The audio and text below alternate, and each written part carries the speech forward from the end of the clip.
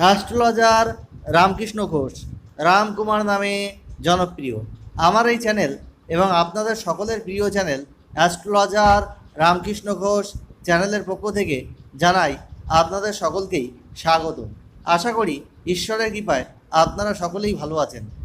আমি রথযাত্রা উপলক্ষে আপনাদেরকে বিশেষ কয়েকটি সহজ টোটকা দেব, যেগুলো পালন করলে আপনারা জীবনে সফলতা পাবেন 100%। আপনাদের ব্যবসায় ক্ষতি হচ্ছে, আপনাদের শারীরিক অসুস্থতা চলছে, গৃহে অশান্তি, বাস্তুদোষ, আপনাদের জীবনে কোনো কাজ হওয়ার কথা অথচ হচ্ছে না, সেই সব বাধাবিঘ্ন থেকে আপনারা সহজেই বেরিয়ে আসতে পারবেন যদি এই টোটকাগুলো রথযাত্রার দিন আপনারা পালন করেন। এই 2022 সালে রথযাত্রা হবে 16ই আষাঢ়, বাংলা 1429, আর 2022 সালের 1 জুলাই। এর দ্বিতীয় তিথি থাকছে দিবা 11টা 3 মিনিট পর্যন্ত।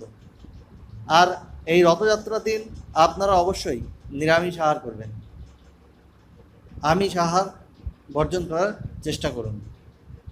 আর এই রথযাত্রার দিন অবশ্যই আপনারা গঙ্গা স্নান করতে পারেন, তাতে আপনারা পুণ্য ফল লাভ করতে পারেন। আর গঙ্গা স্নান যদি সম্ভব না হয় তাহলে আপনারা কাঁচা হলুদ জলে গুলে স্নান করুন। আর আপনারা আপনাদের বাড়িতে যেসব ঠাকুরের মূর্তি আছে, শ্রীকৃষ্ণ, নারায়ণ, জগন্নাথ, সুভদ্রা বা বলরাম, তার গলায় তুলসীর মালা নিজে হাতে গেঁথে তার গলায় পরিয়ে দিন। এই তুলসীর পাতা 108টা হলে ভালো হয়, আর না পেলে 54টা। এই তুলসীর পাতা কিন্তু ফুটো করে পরাবেন না, এই তুলসীর বোটাগুলোতে সুতো বেঁধে আপনারা এই মালা নিজে হাতে তৈরি করবেন। এছাড়া এটা কিনতেও পাওয়া যায়। আর জগন্নাথ দেব এই তুলসী পাতা খুব পছন্দ করে। এই দিন তুলসী পাতার মালা জগন্নাথ দেবকে অর্পণ করলে কিন্তু শুভ ফল পাবেন। এছাড়া আপনারা এই দিন গরিবদেরকে দান করতে পারেন, তাতেও আপনারা সুফল পাবেন। আর এই দিন আপনারা হলুদ রঙের কোনো বস্ত্র পরিধান করার চেষ্টা করুন। আর এই দিন যদি আপনারা রথ টানতে পারেন, জগন্নাথ দেবকে যদি দর্শন করেন, তাহলে অবশ্যই শুভ ফল পাবেন। রথের দড়ি ধরে টানুন, বা এই রথের দড়ি যদি আপনারা আপনাদের বাড়ি এনে রাখতে পারেন কোনোভাবে, তাহলেও কিন্তু আপনাদের শুভ ফল মিলবে। আর যাদের বাড়িতে বাচ্চা আছে তারা রথ টানছে, সেই রথে 3টে ময়ূরীর পালক দেবেন। আর উল্টো রথে যখন ওই রথটা যখন ঘোরার পরে আসবে, তখন ওই 3টে ময়ূরের পালক তুলে রাখতে হবে এবং ওটা কোনো ফুলদানিতে রেখে বাড়ির দক্ষিণ পূর্ব কোণে বা অগ্নিকোণে রেখে দিন। আর কোনো শুভ কাজে বেরোনোর আগে ওইটা আপনারা কিন্তু স্পর্শ করে আপনারা যান, তাহলে আপনাদের সব কাজে সফলতা হবে। বা যাদের বাড়ি বাচ্চা নেই তারা 4টে ময়ূরের পালক দিন। এবং যেসব ছেলেমেয়েরা রথ চালাচ্ছে তাদেরকে একটা জগন্নাথ দেবের উদ্দেশ্যে সেই রথে একটা ময়ূরের পালক দিন, আর বাকি 3টে ছুঁয়ে বাড়িতে নিয়ে আসুন। একইভাবে কোনো ফুলদানিতে রেখে বাড়ির দক্ষিণ পূর্ব কোণে রেখে দিয়ে আপনারা কোনো শুভ কাজে যাওয়ার আগে আপনারা কিন্তু স্পর্শ করে যাবেন, তাহলে আপনাদের সব সফলতা আসবে। আর আপনার বাড়ির কোনো বাস্তুদোষ থাকলে সেটা কিন্তু নাশ হবে।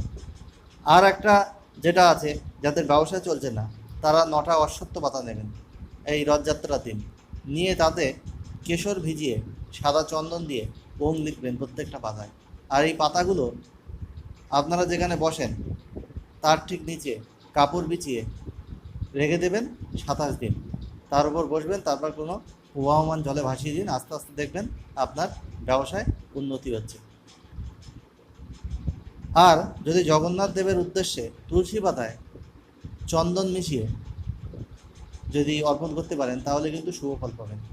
আর জগন্নাথ দেবের উদ্দেশ্যে যদি আপনারা কোনো হলুদ ফুল বা গোলাপ অর্পণ করেন, তাহলে তো অবশ্যই আপনাদের শুভ ফল লাভ হবে।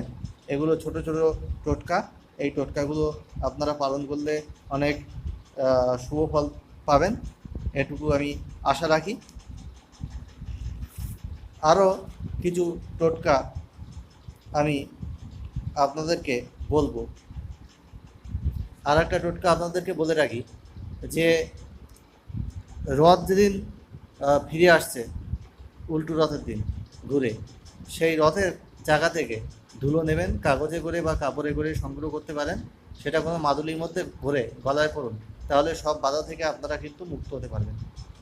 আবার এই ধুলোটা নিয়ে আপনারা যদি কোনো গঙ্গা জল বা গঙ্গা জল যদি নাই পান, তাহলে কোনো শুদ্ধ জলের সাথে যদি মিশ্রিত করে আপনারা যদি সারা বাড়িতে প্রতিদিন ছিটন, তাহলে কিন্তু আপনাদের বাড়ি থেকে সব বাস্তুদোষ নাশ হবে, আপনাদের গৃহে শান্তি আসবে, আপনাদের ধীরে ধীরে উন্নতি হবে, এটা কিন্তু বলা যায়। যাই হোক, এই ছিল আমার আজকের টোটকা। আপনারা এই টোটকাগুলো পালন করুন, অবশ্যই আপনারা সফলতা পাবেন। আপনাদের সকলের ভালো হোক এই আশা করে আমি আজ এখানেই শেষ করছি। আর যদি ভালো লাগে অবশ্যই লাইক, কমেন্ট এবং চ্যানেলটি সাবস্ক্রাইব করতে ভুল করবেন না।